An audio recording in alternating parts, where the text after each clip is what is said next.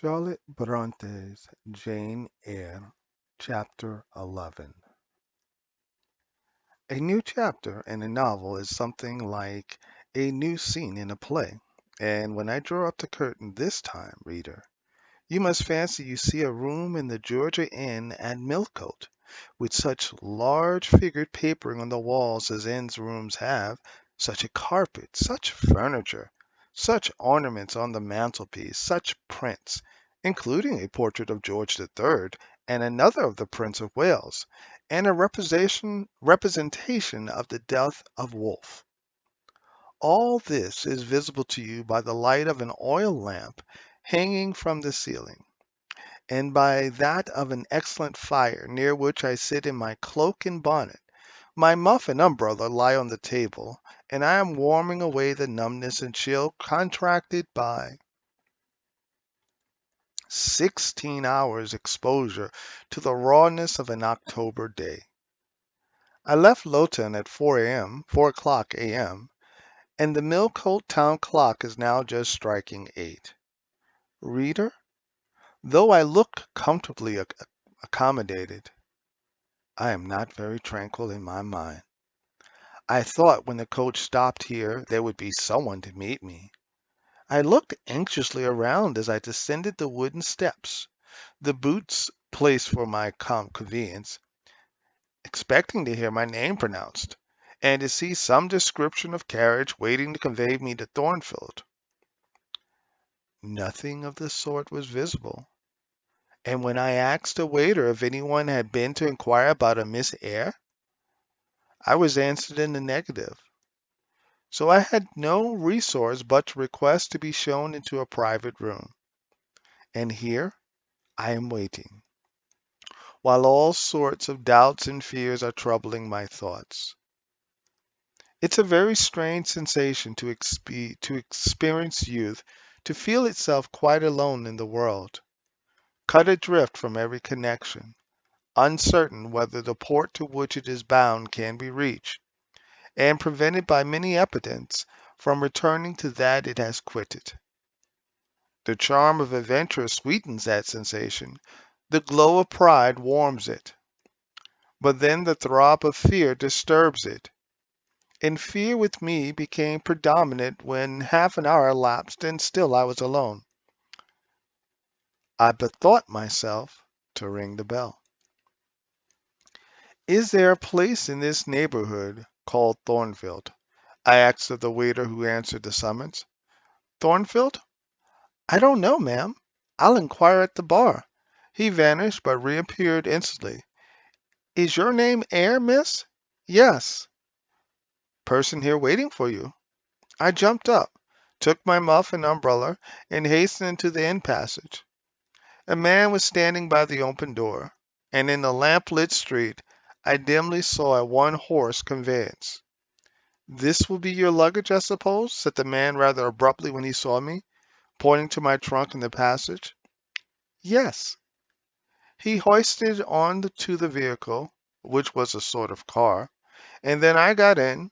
Before he shut me up, I asked him how far it was to Thornfield. "A matter of 6 miles." "How long shall we be before we get there?" "Happen an hour and a half." He fastened the car door, climbed to his own seat outside, and we set off. Our progress was leisurely, and gave me ample time to reflect. I was content to be at length so near the end of my journey, and as I leaned back in a comfortable, though not elegant conveyance, I meditated, much at my ease. I suppose, thought I, judging from the plainness of the servant and carriage, Mrs. Fairfax is not a very dashing person. So much the better. I never lived amongst fine people but once, and I was very miserable with them. I wonder if she lives alone except this little girl. If so, and if she is in any degree amiable, I shall surely be able to get on with her. I will do my best. It is a pity that doing one's best does not always answer. At Lowood, indeed, I took that resolution, kept it, and succeeded in pleasing. But with Mrs. Reed, I remember my best was always spurned with scorn. I pray God Mrs. Fairfax may not turn out a second Mrs. Reed, but if she does, I am not bound to stay with her. Let the worst come to the worst. I can advertise again. How far are we on our road now, I wonder? I let down the window and looked out. Millcote was behind us. Judging by the number of its lights, it seemed a place of considerable magnitude, much larger than Lowton. We were now, as far as I could see, on a sort of common, but there were houses scattered all over the district. I felt we were in a different region to Lowood, more populous, less picturesque, more stirring, less romantic. The roads were heavy, the night misty. My conductor let his horse walk all the way, and the hour and a half extended, I verily believe, to 2 hours. At last he turned in his seat and said, "You're not so far from Thornfield now." Again I looked out. We were passing a church. I saw its low, broad tower across against the sky, and its bell was tolling a quarter. I saw a narrow galaxy of lights, too, on a hillside, marking a village or hamlet. About 10 minutes later, the driver got down and opened a pair of gates. We passed through, and they clashed to behind us. We now slowly ascended a drive, and came upon the long front of a house. Candlelight gleamed from one curtained bow window. All the rest were dark. The car stopped at the front desk. It was opened by a maidservant. I alighted and went in. "Will you walk this way, ma'am?" said the girl, and I followed her across a square hall with high doors all around. She ushered me into a room whose double illumination of fire and candle at first dazzled me, contrasting as it did with the darkness to which my eyes had been for 2 hours inured. When I could see, however, a cozy and agreeable picture presented itself to my view. A snug, small room, a round table by a cheerful fire, an armchair high-backed and old-fashioned, wherein sat the neatest imaginable little elderly lady, in widow's cap, black silk gown, and snowy muslin apron, exactly what I had fancied Mrs. Fairfax, only less stately and milder looking. She was occupied in knitting. A large cat sat demurely at her feet. Nothing, in short, was wanting to complete the beautiful ideal of domestic comfort. A more reassuring introduction for a new governess could scarcely be conceived. There was no grandeur to overwhelm, no stateliness to embarrass. And then, as I entered, the old lady got up and promptly and kindly came forward to meet me. "How do you do, my dear? I'm afraid you've had a tedious ride. John drives so slowly.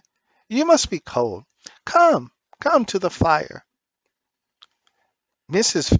Mrs. Fairfax, I suppose?" said I. "Yes, you are right. Do sit down." She conducted me to her own chair, and then began to remove my shawl and untie my bonnet strings. I begged she would not give herself so much trouble. "Oh, it is no trouble. I dare say your own hands are almost numbed with cold. Leah, make a little hot negus and cut a sandwich or two. Here are the keys of the storeroom." And she produced from her pocket a most housewifely bunch of keys, and delivered them to the servant. "Now then, draw near to the fire," she continued. "You've brought your luggage with you, haven't you, my dear?" "Yes, ma'am." "I'll see it carried into your room," she said, and bustled out. She treats me like a visitor, thought I. I little expected such a reception. I anticipated only coldness and stiffness. This is not like what I have heard of the treatment of governesses, but I must not exult too soon. She returned, with her own hands cleared her knitting apparatus and a book or two from the table, to make room for the tray which Leah now brought, and then herself handed me the refreshments. I felt rather confused at being the object of more attention than I had ever before received, and that, too, shown by my employer and superior. But as she did not herself seem to consider she was doing anything out of her place, I thought it better to take her civilities quietly. "Shall I have the pleasure of seeing Miss Fairfax tonight?" I asked, when I had partaken of what she had offered. "What do you say, dear? I'm a little deaf," returned the good lady, approaching her ear to my mouth. I repeated the question more distinctly. "Miss Fairfax? Oh, you mean Miss Varens. Varens is the name of your future pupil." "Indeed. Then she is not your daughter?" "No, I have no family." I should have followed up my first inquiry by asking in what way Miss Varens was connected with her, but I recollected it was not polite to ask too many questions. Besides, I was sure to hear in time. "I am so glad," she continued, as she sat down opposite to me and took the cat on her knee. "I am so glad you are come. It will be quite pleasant living here now with a companion. To be sure, it is pleasant at any time, for Thornfield is a fine old hall, rather neglected of late years perhaps, but still it is a respectable place. Yet you know in winter time one feels dreary, quite alone in the best quarters. I say alone. Leah's a nice girl to be sure, and John and his wife are very decent people. But then you see they are only servants, and one can't converse with them on terms of equality. One must keep them at due distance, for fear of losing one's authority. I'm sure last winter, it was a very severe one, if you recollect, and when it did not snow, it rained and blew. Not a creature but the butcher and the postman came to the house, from November to February, and I really got quite melancholy with sitting night after night alone. I had Leah in to read to me sometimes, but I don't think the poor girl liked the task much. She felt it confining. In spring and summer one got on better. Sunshine and long days made such a difference, and then, just at the commencement of this autumn, little Adela Varens came and her nurse. A child makes a house alive all at once. And now you are here, I shall be quite gay." My heart really warmed to the worthy lady as I heard her talk, and I drew my chair a little nearer to her and expressed my sincere wish that she might find my company as agreeable as she anticipated. "But I'll not keep you sitting up late tonight," said she. "It is on the stroke of 12 now, and you have been traveling all day. You must feel tired. If you've got your feet well warmed, I'll show you your bedroom. I've had the room next to mine prepared for you.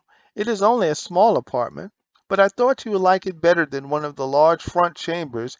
To be sure, they have finer furniture, but they are so dreary and solitary. I never sleep in them myself." I thanked her for her considerate choice, and as I really felt fatigued with my long journey, expressed my readiness to retire. She took her candle, and I followed her from the room. First she went to see if the hall door was fastened. Having taken the key from the lock, she led the way upstairs. The steps and banisters were of oak. The staircase window was high and latticed. Both it and the long gallery into which the bedroom doors opened looked as if they belonged to a church rather than a house. A very chill and vault-like air pervaded the stairs and galley, suggesting cheerless ideas of space and solitude, and I was glad, when finally ushered into my chambers, to find it of small dimensions and furnished in ordinary, modern style. When Mrs. Fairfax had bidden me a kind good night and I had fastened my door, gazed leisurely around, and in some measure effaced the eerie impression made by that wide hall, that dark and spacious staircase, and that long, cold gallery, by the livelier aspect of my little room, I remembered that, after a day of bodily fatigue and mental anxiety, I was now at last in safe haven. The impulse of gratitude swelled my heart, and I knelt down at the bedside and offered up thanks where thanks were due, not forgetting, ere I rose, to implore aid on my further path, and the power of meriting the kindness which seemed so frankly offered me before it was earned. My couch had no thorns in it that night, my solitary room no fears. At once weary and content, I slept soon and soundly. When I awoke it was broad day. The chamber looked such a brighter little place to me as the sun shone in between the gay blue chintz window curtains, showing papered walls and a carpeted floor, so unlike the bare planks and stained plaster of Lowood, that my spirit rose at the view. Externals have a great effect on the young. I thought that a fairer era of life was beginning for me, one that was to have its flowers and pleasures, as well as its thorns and toils.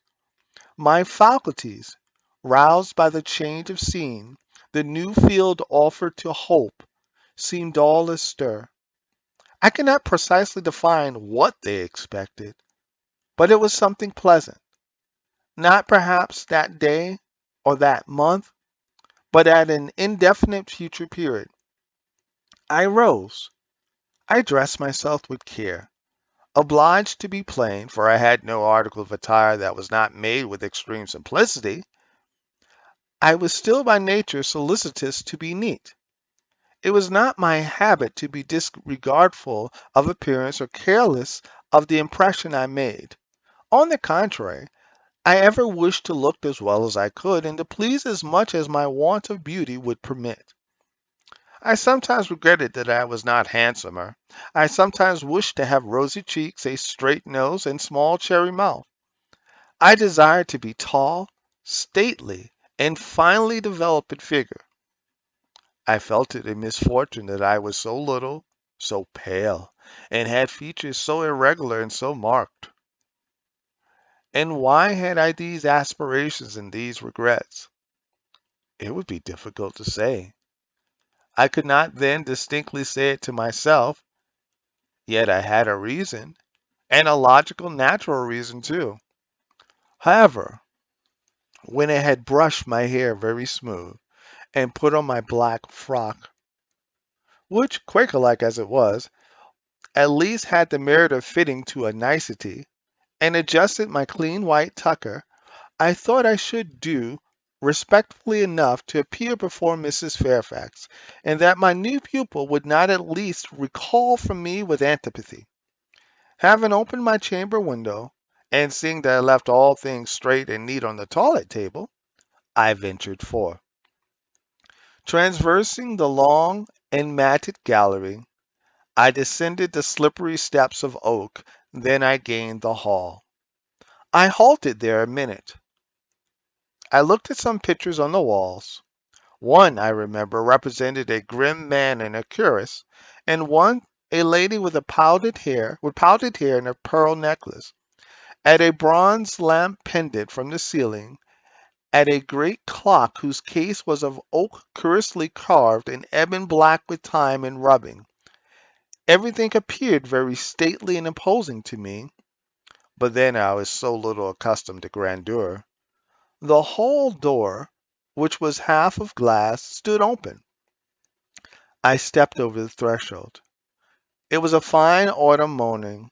The early sun shone serenely on embrowned groves and still green fields advancing onto the lawn.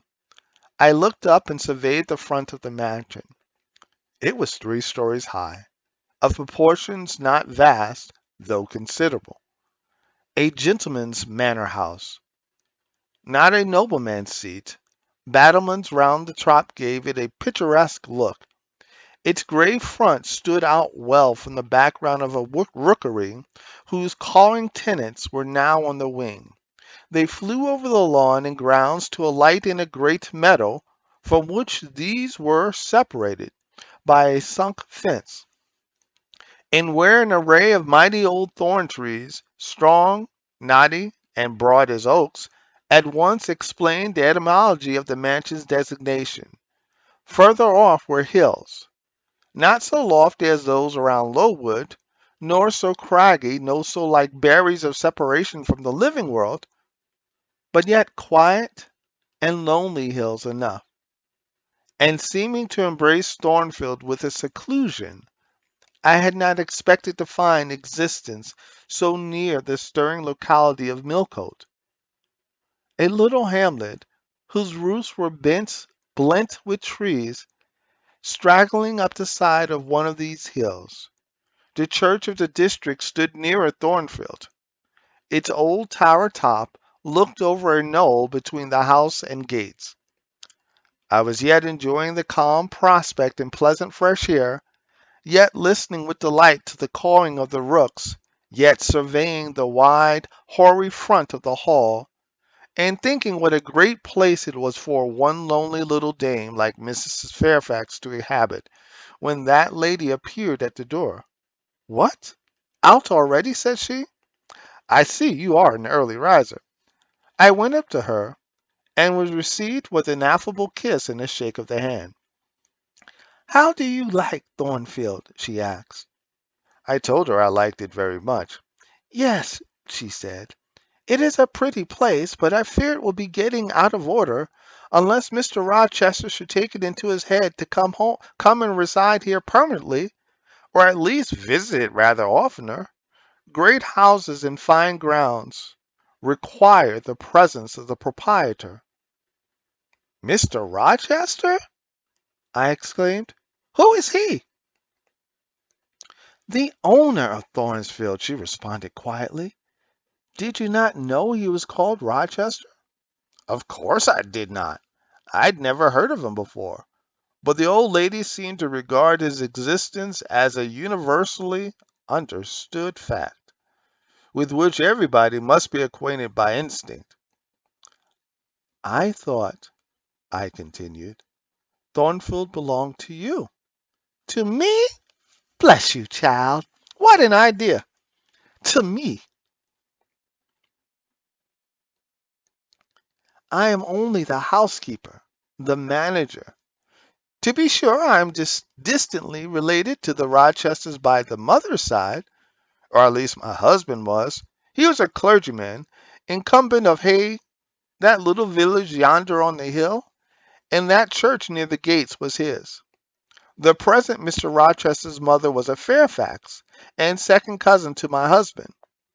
But I never presume on the connection. In fact, it is nothing to me. I consider myself quite in the light of an ordinary housekeeper. My employer is always civil, and I expect nothing more." "And the little girl, my pupil?" "She is Mr. Rochester's ward. He commissioned me to find a governess for her. He intended to have her brought up in shire, I believe. Here she comes, with her bonnet, as she calls her nurse." The enigma then was explained.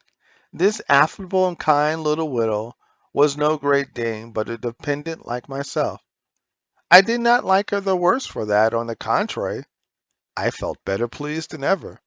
The equality between her and me was real, not the mere result of condescension on her part. So much the better. My position was all the freer. As I was meditating on this discovery, a little girl, followed by her attendant, came running up the lawn. I looked at my pupil, who did not at first appear to notice me.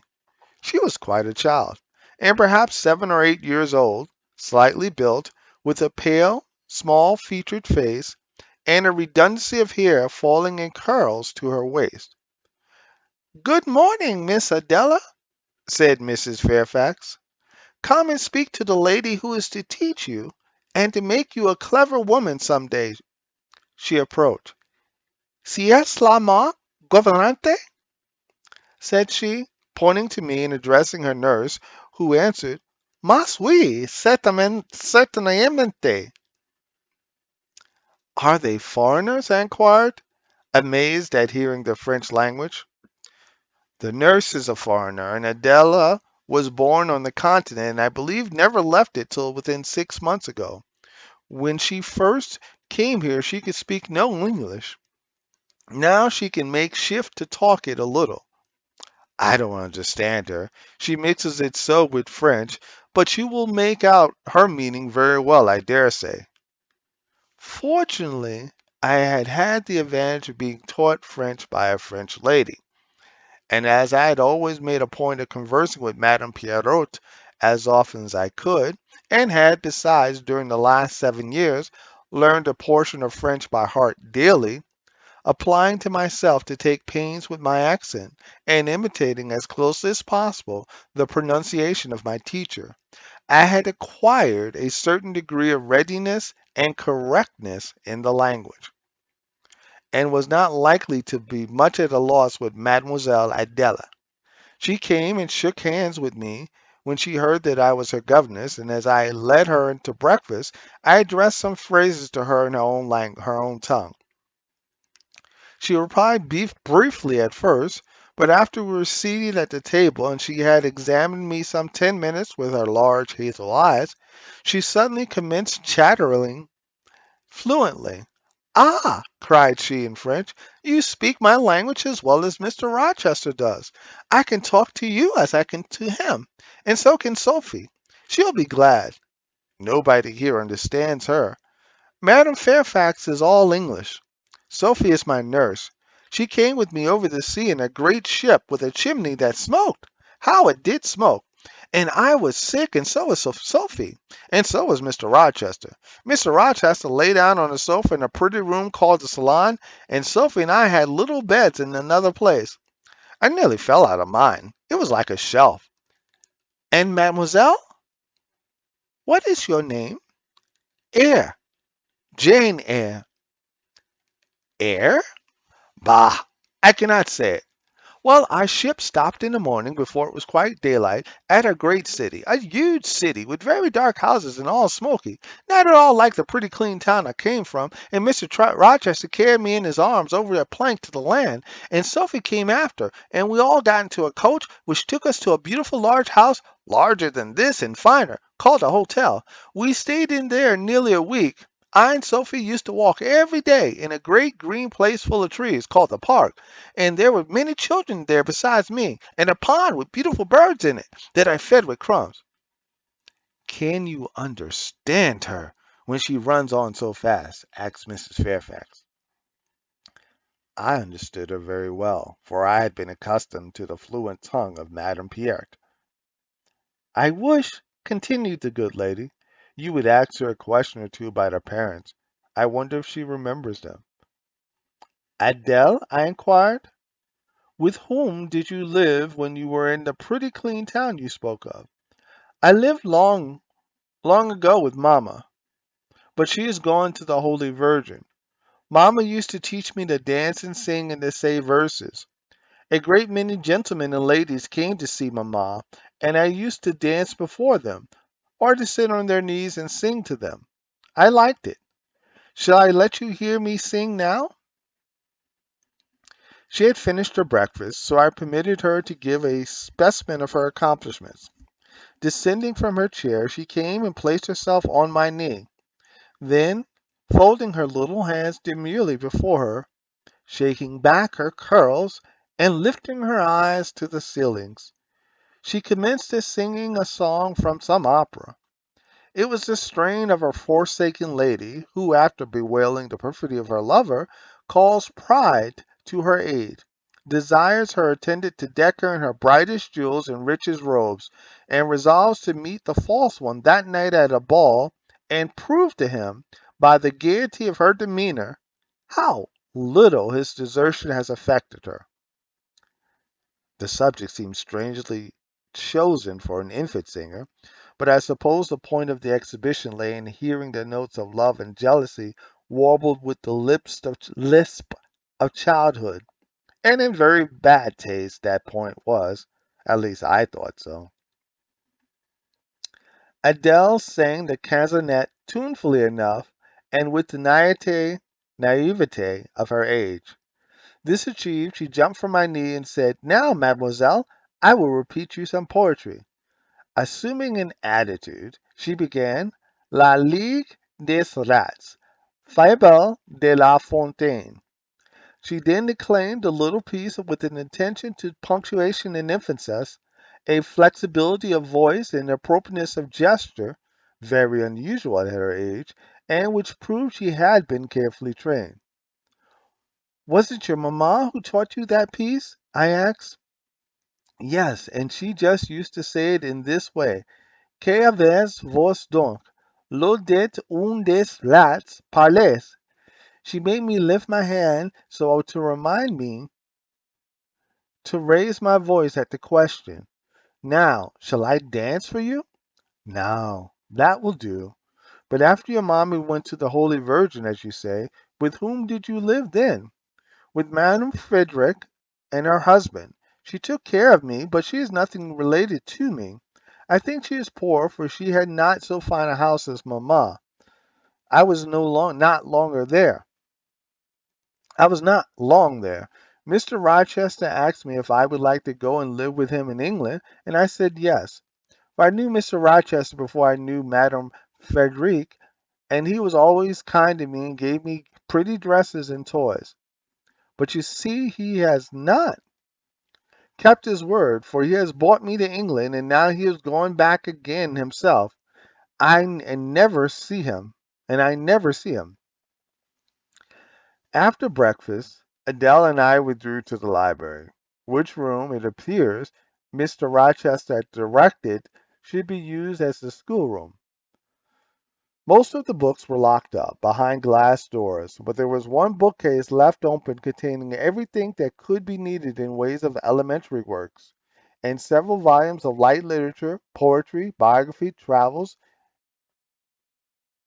a few romances, and company. I suppose he had considered that these were all the governess would require for her private perusal, and indeed they contented me amply for the present, compared with the scanty pickings I had now and then been able to glean at Lowood. They seemed to offer an abundant harvest of entertainment and information. In this room, too, there was a cabinet piano, quite new and of superior tone, also an easel for painting, and a pair of gloves. I found my pupil sufficiently docile, though disinclined to apply. She had not been used to regular occupation of any time. I felt it would be injudicious to confine her to too much at first, and so when I had talked to her a great deal, and had got her to learn a little, and when the morning had advanced to noon, I allowed her to return to her nurse. I then proposed to occupy myself to dinner time in drawing some little sketches for her use. As I was going upstairs to fetch my portfolio and pencils, Mrs. Fairfax called to me. "Your morning school hours are over now, I suppose," said she. She was in a room, the folding chairs of which stood open. I went in when she addressed me. It was a large, stately apartment with purple chairs and curtains, a Turkey carpet, walnut paneled walls, one vast window rich in slanted glass, and a lofty ceiling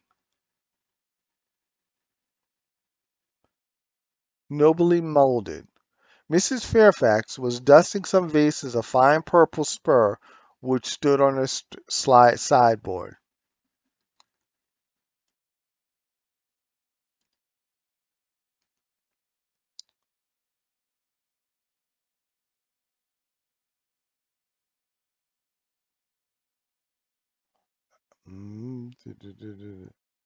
What a beautiful room, I exclaimed as I looked around.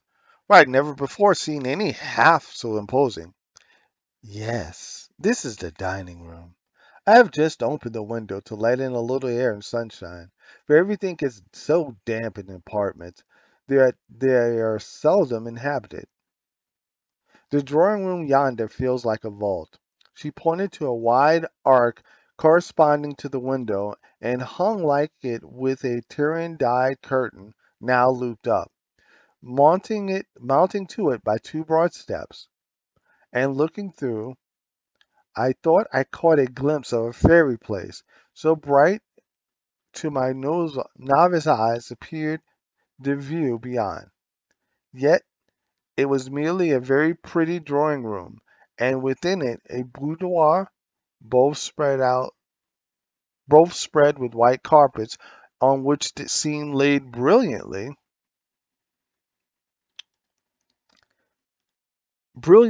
garlands of flowers, both sealed with snowy moldings of white grapes and vine leaves, beneath which glowed in rich contrast crimson couches and ottomans, while the ornaments on the pale Parian mantelpiece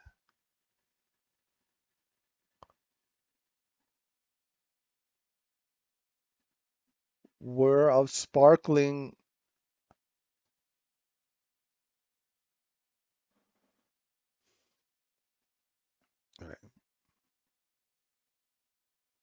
And between the windows large mirrors repeated a general blending of snow and fire.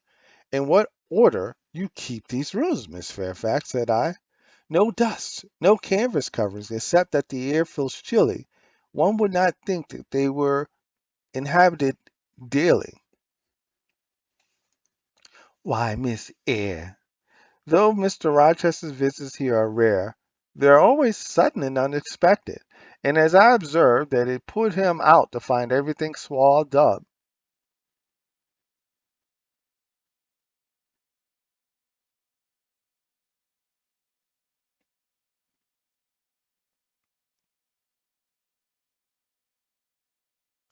And to have a bustle of arrangements on his arrival, I thought it best to keep the rooms in readiness. Is Mr. Rochester an exacting, fastidious sort of man? Not particularly so, but he has a gentleman's taste and habits, and he expects to have things managed in conformity to them. Do you like him? Is he generally liked? Oh, yes. The family have always been respected here. Almost all the land in this neighborhood, as far as you can see, has belonged to the Rochesters time out of mind.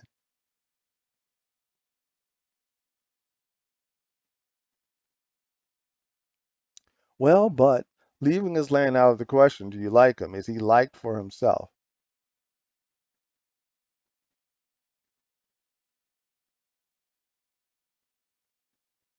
I have no cause to do otherwise than like him, and I believe he is considered a just and liberal landlord by his tenants, but he has never lived amongst them. But he has no peculiarities. What, in short, in his character?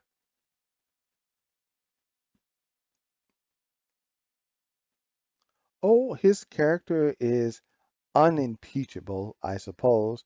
He is rather a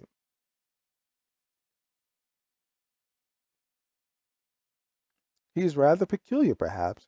He has traveled a great deal and seen a great deal of the world, I should think. I dare say he is clever, but I've never had much conversation with him. In what way is he peculiar?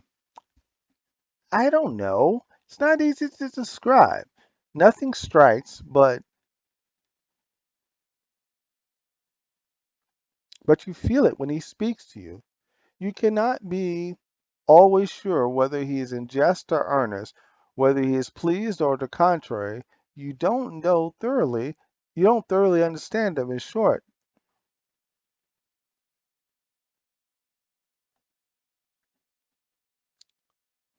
Oh, sorry. At least I don't. But it is of no consequence. He's a very good master.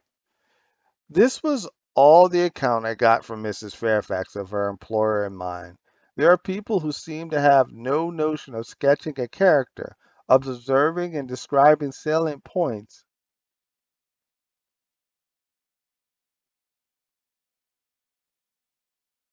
either in persons or things. The good lady evidently belonged to this class. My queries puzzled, but did not draw her out. Mr. Rochester was Mr. Rochester in her eyes, a gentleman, a landed professor,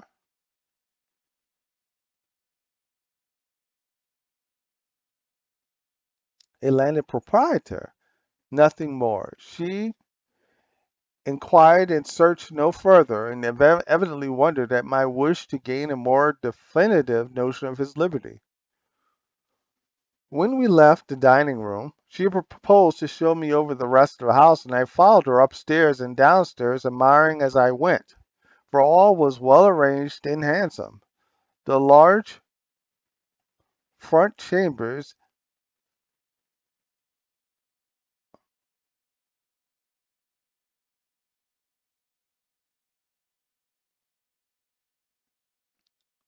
I thought especially grand, and some of the third-story rooms, though dark and low, were interesting from the air and antiquity. The furniture once approved.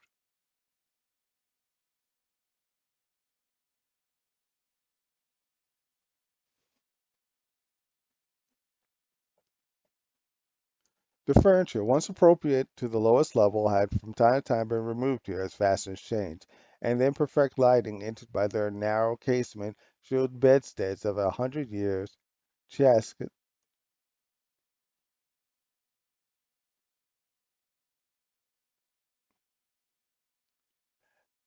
in ochre walnut, looking with their strange carvings of palm branches and cherub heads like types of the Hebrew ark, rows of venerable chairs, high backed and narrow, stools still more antiquated, on whose custom tops were yet apparent traces of half effaced embroideries wrought by fingers that for 2 generations had been coffin dust. All these relics gave to the third story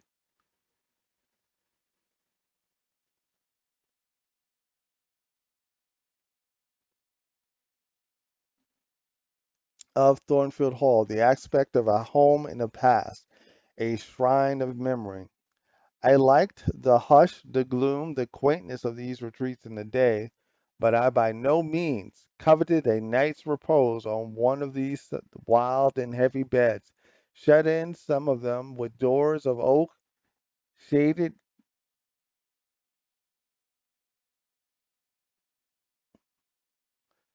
others with wrought old iron hangings crusted with thick wood, portraying effigies of strange flowers and stranger birds, and strangest human beings, all which would have looked strange indeed by the pallid gleam of moonlight. Do the servants sleep in these rooms? I asked. No, they occupy a range of smaller apartments to the black.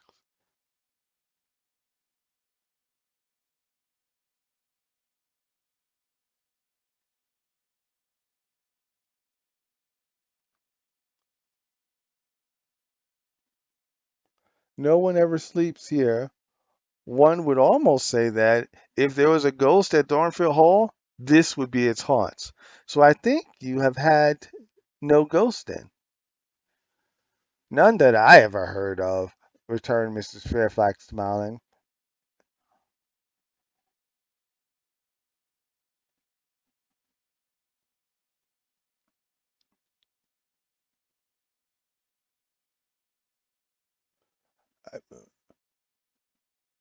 I believe not, and yet it is said that the Rochesters have been rather a violent than a quiet race in their time. Perhaps, though, that is the reason they rest tranquility in their graves now. Yes, after life's fitful fever, they sleep well. I muttered. Where are you going now, Mrs. Fairfax? For she was moving away. On to the leads. Will you come and see the view from thence?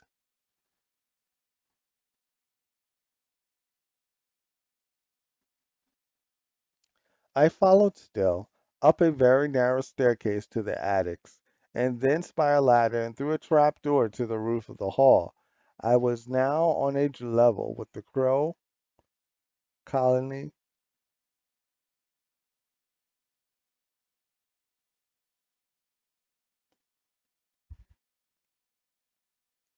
and could see into their nest. Leaning over the battlements and looking far down, I surveyed the grounds laid out like a map, the bright and velvet lawn closely girdling the gray base of the mansion, the field, wide as a park, dotted with its ancient timber, the wood, dun and sere, divided by a path visibly overgrown, greener with moss than the trees were with foliage, the church at the gates, the road, the tranquil hills, all reposing in the autumn day's sun. The horizontal bounded by a propitious sky, azure marbled with pearly whites.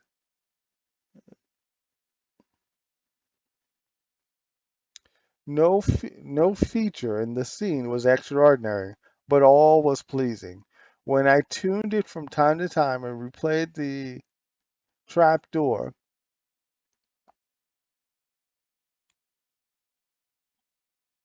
I could scarcely see my way down the ladder. The attic seemed black as a vault compared with the arc of blue air to which I had been looking up, and to the sunlit scene of grove, pasture, and green hill, of which the hall was the center, and over which I had been gazing with delight. Miss Fairfax stayed behind a moment to fasten the trap door. I, by drift of groping, found the outlet from the attic, and proceeded to descend the narrow garret staircase. I lingered in the long passage to which led to which this led, separating the front and back room of the third story.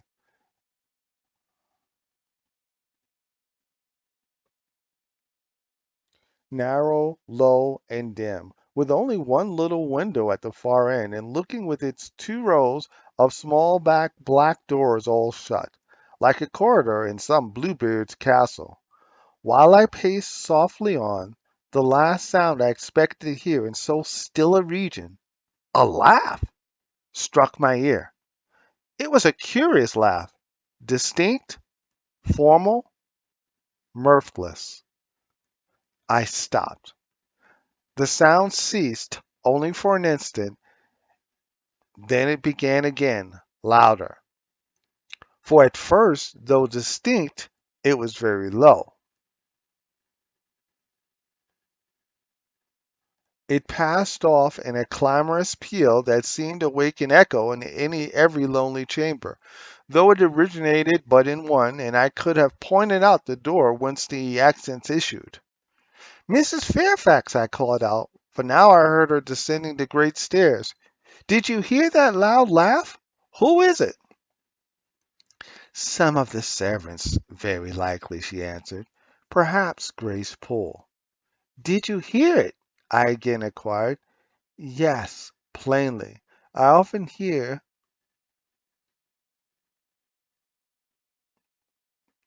I often hear her. She sews in one of these rooms. Sometimes Leah is with her. They are frequently noisy together." The laugh was repeated in this low syllabic tone and terminated in a murmur. "Grace!" exclaimed Mrs. Fairfax. I really did expect Grace to answer, for the laugh was as tragic, as preternatural a laugh as any I ever heard, and but that it was high noon, and that no circumstance of ghostliness accomplished the curious chambers,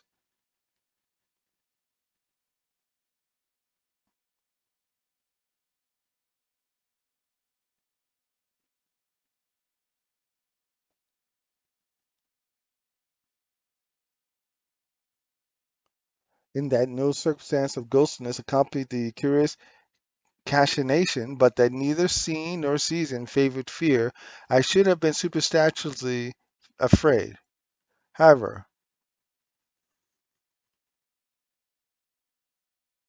The event showed me I was a fool for entertaining a sense even of surprise. The door nearest me opened and a servant came out. A woman of between 30 and 40, a set, square made figure, red haired and with a large, plain face. Any apparition less romantic or less ghostly could scarcely be conceived. Too much noise, Grace, said Mrs. Fairfax. Remember directions. Grace curtsied silently and went in.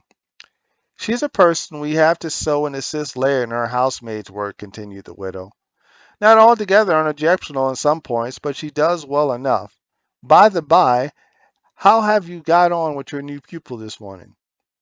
The conversation thus turned to on Adele continued till we reached the light and cheerful region below.